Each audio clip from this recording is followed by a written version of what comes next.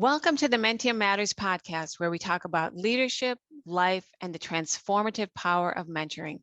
This is Solveig Brown, and I am thrilled to have Jayne Heggen back for an in-depth conversation about company culture.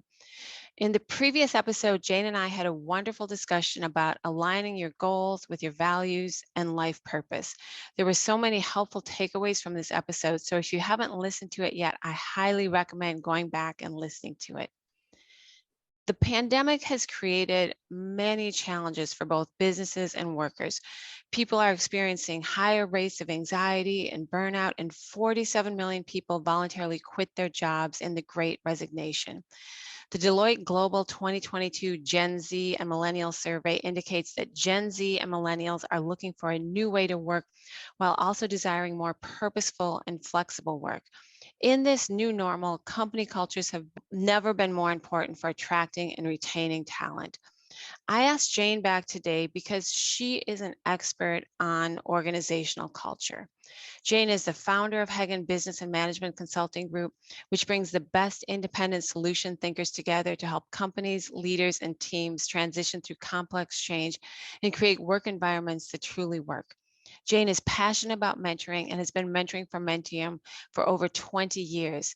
She is also launching a podcast for mentors called Mentors by Design.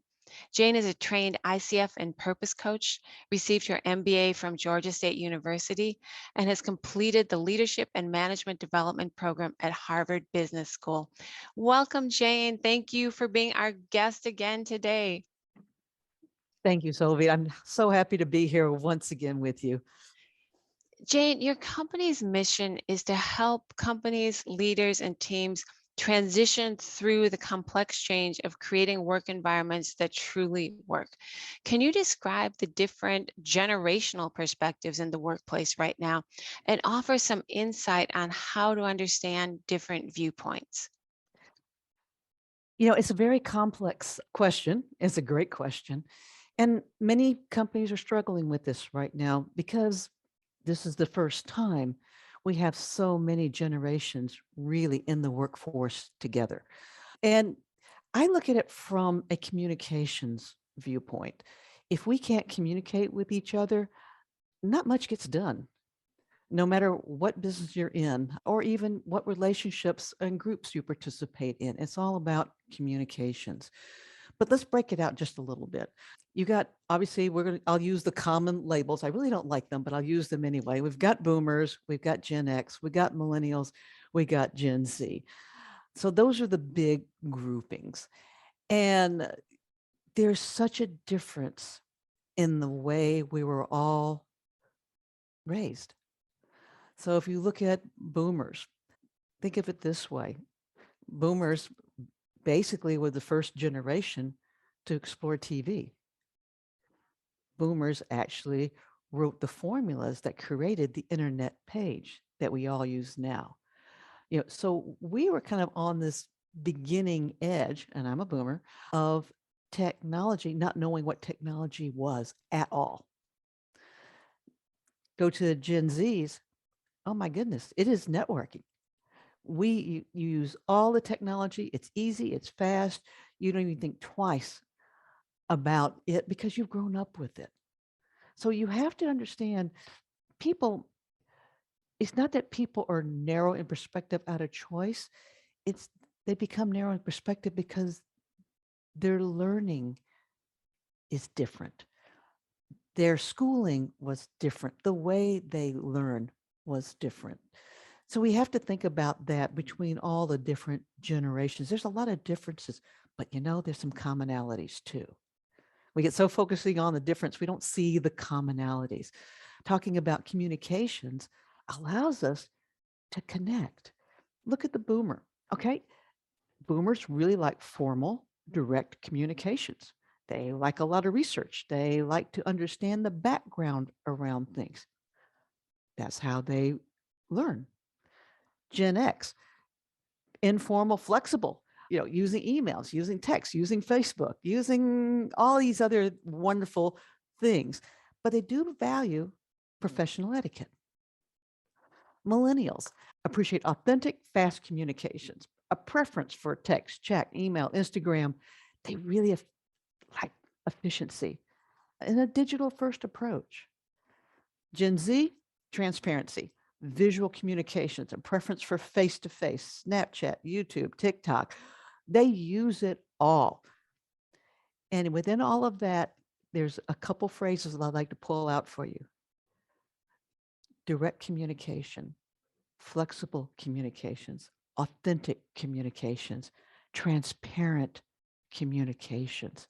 We're all asking for the same thing. So when we can lock in on communications and understand we have a little bit of different communication style, but we're all seeking the same information, now we can start working across generations. And a couple things to think about. If you're a boomer talking to a Gen Z and the Gen Z texts you, don't email them back, please. Text them back. Mirror the communications.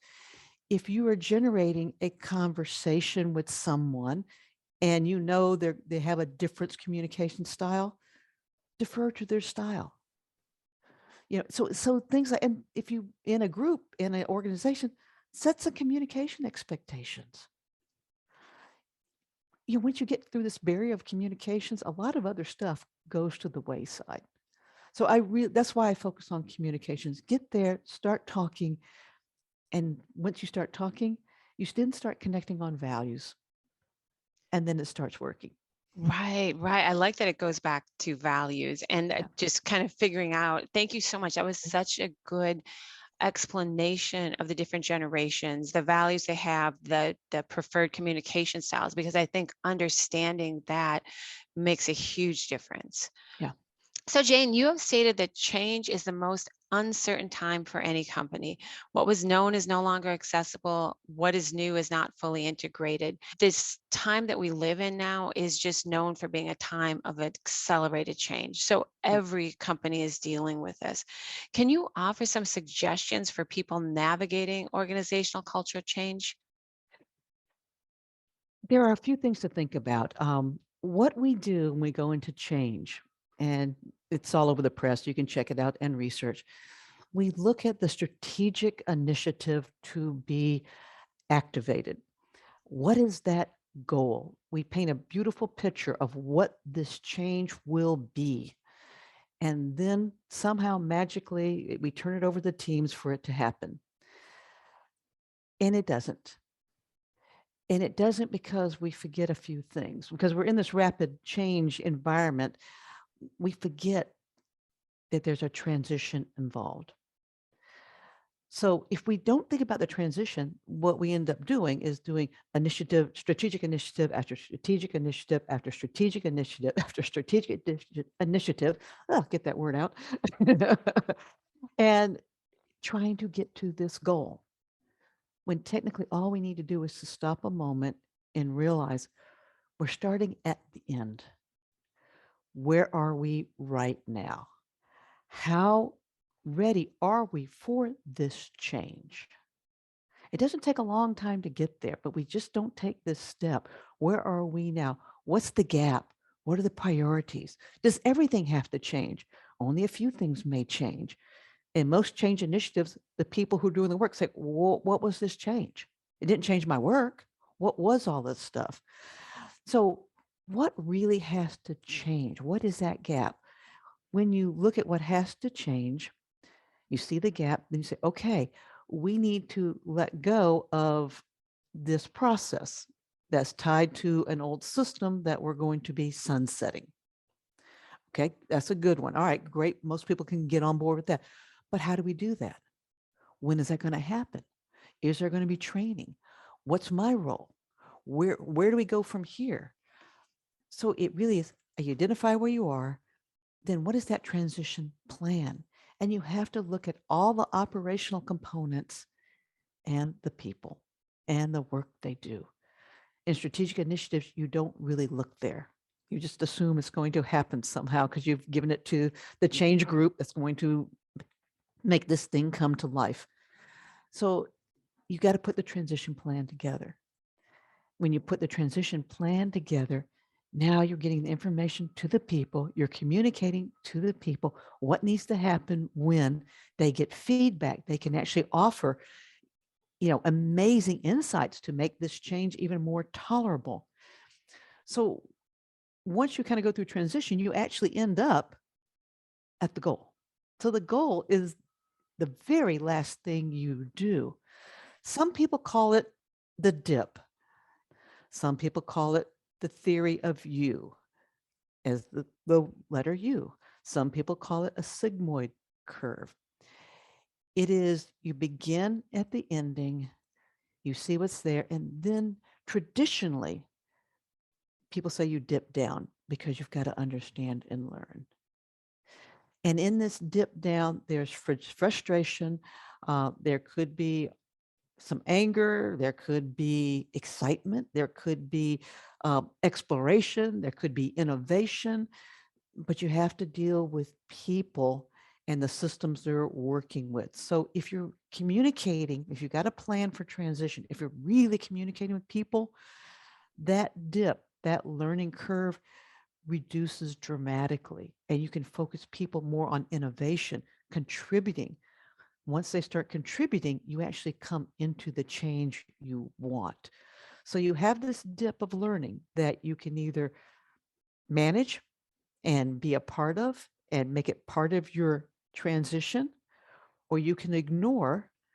And I will tell you, the organization will shut down your change because you're not addressing the needs of the people who are having to do the work to create the Right. change. Right. And then that will bring up the resistance to the change as opposed to using Mhm, communication mhm. to align people with the change and expectations that change can be messy and all these different feelings can come up and that they are responsible for part of the innovation of creating Right. the change. Wow, I love that analogy. I love the U shape. That is super helpful. So, in thinking about the change, within a company, a lot of times the changes are within a team. So, can you tell me how managers can create healthy team cultures or help their teams create changes that they are hoping to accomplish? It's pretty simple. And I tell this to all my mentees: carry your whiteboard with you at all times. We're all familiar with a whiteboard. We're all familiar with planning on a whiteboard, everybody coming in, putting sticky notes down, drawing, putting boxes, and obviously that some people can do beautiful art in putting together this solution on the board that we've all contributed to. And it actually is the same thing when you're working with your team. Can you, in your head, have a whiteboard? Can you let your own personal biases settle down? Can you take the assumptions you have? Can you put them to the side? Can you hear what the people are telling you? Can you, together with your team, create a whiteboard of solution? So when you gather the information from your team, your job as a manager comes so much easier. It really does. Because now you know what it's going to take to move the team forward or the project forward or take on that initiative, because you've got a 360 perspective from your team. Now you're going to need to make choices, of course. You're going to decide what is going to be workable now and what may not be workable until later. Those conversations need to be had, but you do it from a place of knowledge now. You have insights, you have information, you're connecting with your team and you're communicating now through this thought of a whiteboard. Let's bring all the information forward. Right. I love that whiteboard analogy. It makes it so visceral, like you Yeah. can comprehend that. So, thinking about teams and leading a team, many of our mentees are taking on management roles for the first time, and this can be a very daunting time in someone's career. Do you have any advice for someone who is a new team leader or a new manager or is taking on responsibility for, larger teams? Yeah, and it being a new manager, you are You are at that crossroad. How do you step now into being a manager? And there's some things you need to know and some skills you need to acquire. And you really need to understand how to give feedback. You really need to understand and pay attention to your leadership language. And more importantly, you need to be able to ask really, really good questions. And they're all connected, like all of this stuff is. But feedback, as a new manager, you really need to understand there's not just one way to give and receive feedback, there's multiple ways. The three big buckets are appreciation, coaching, and evaluation. And it's interesting to think about because what is appreciation? It's like, okay, it could be giving an attaboy or attagirl to someone, recognition, acceptance for an idea. Coaching, it may be a skill that needs to be enhanced. There may be something you may need to work on with your personal relationship with someone on the team. An evaluation is more of an analysis and a comparison. So at when you're looking to give someone feedback, what are they looking for? So you have to be able to have that conversation. And the person says, hey, I would really, appreciate you giving me feedback on my idea. Give them appreciation. Don't give them evaluation. That'll tear the idea to pieces. So you have to think about just at that high level. There's more to it, of course, than that, but understanding what kind of feedback people need and what kind of feedback are you given. And you've got to balance those. Language, it is using your words to improve decision making, not to stop decision making. Sometimes when we're in a leadership role, especially in meetings, we actually, when we ask people for input, we're our words and our actions are doing exactly the opposite. When we want to go around the table and have people tell us what they think about something, you are not going to get input.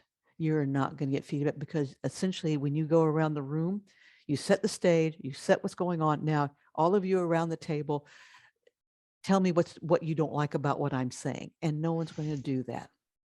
It's a very simple example. It's better to have everyone take a sticky note or a white piece of paper or something, write down the issues, put them on the table, and then pick them up one at a time and discuss the issues.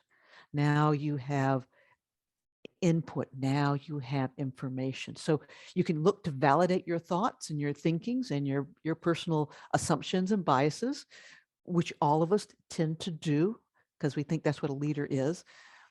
But if we have better language, we can, do more than give inspiring speeches or give orders for how to execute. That is not leadership language. So it really got to jump into that. And questions, boy, questions are at the core of all this stuff. If you do nothing else, if you get good at questions, you're better at feedback and you're better at your language. But that's questions that help you move forward in the face of uncertainty. So and it cuts to the heart of complexity. And they need to be open questions that ask for and invite, information. And don't ask why all the time. Why is rhetorical. Good to ask every now and then, but you really get nowhere with a why. A what question is better? How do we do this? You know, what how how do you want to proceed? What makes the greatest sense? Um, Good questions make a big difference. And for new managers, I do have three resources to consider. One of them is fabulous, called Thanks for the Feedback, and it's by Douglas Stone and Sheila Henn. The Leadership is Language by L. David Marquette, and The Beautiful Book of Questions, or I should say, The Book of Beautiful Questions by Warren Berger. Get these three books, read them, and keep them on your management leadership shelf. You will refer to them all the time. Oh, thank you so much for that. I will put those in the show notes for people so that they can see what they are, Yeah. but that is really helpful. And I love that formula of feedback, language, questions, and how you explained that. Thank you so much. Jane, we have time for three final questions. The first one is, do you have habits that you feel have contributed to your success? I think what contributes most to my success, and I have seen this in others, is planning time to review my results and reflect on changes. So I put together a plan. My plan's been running for several years now. What do I want to accomplish? What do I see myself doing? What are my objectives for myself, for my business?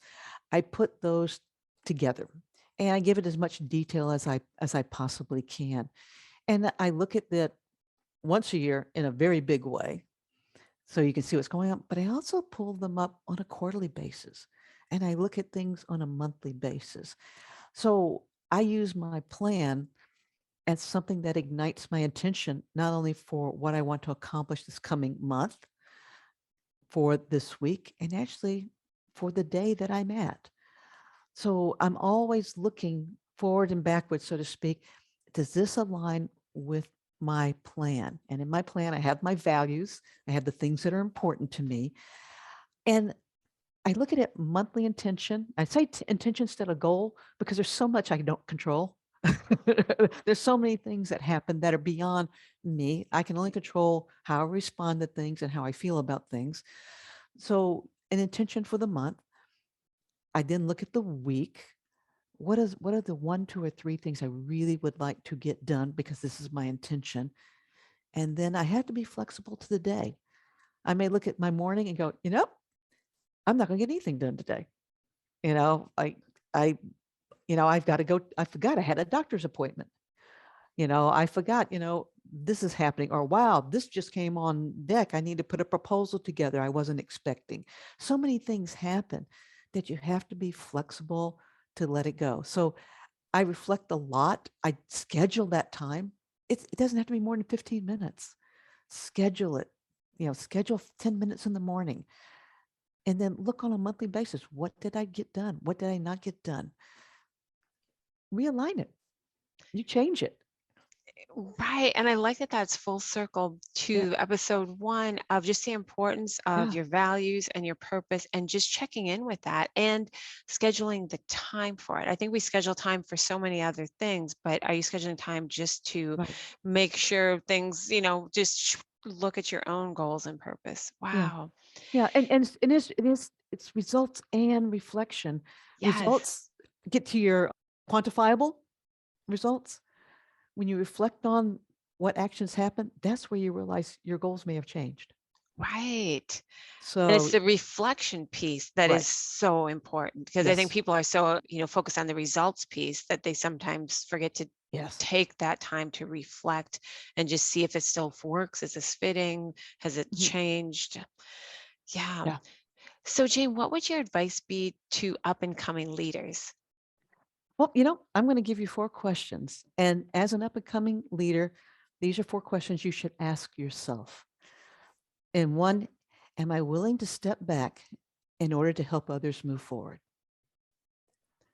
Do I have the confidence to be humble? Can I learn to keep learning?